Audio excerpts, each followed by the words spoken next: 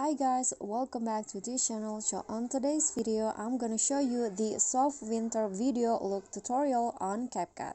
So I'm gonna show you how you can make your video into a soft winter look. So first you need to import your videos and then just go to adjust and then set the brightness into -15 and then set the contrast into -20 and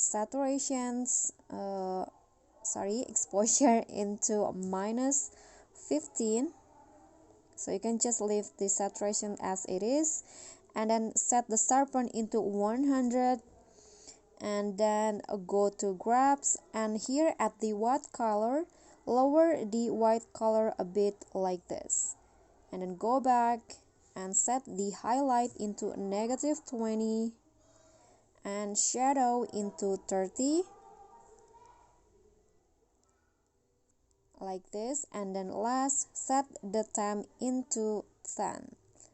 Okay, and then you're done. So here is the soft winter look in your video.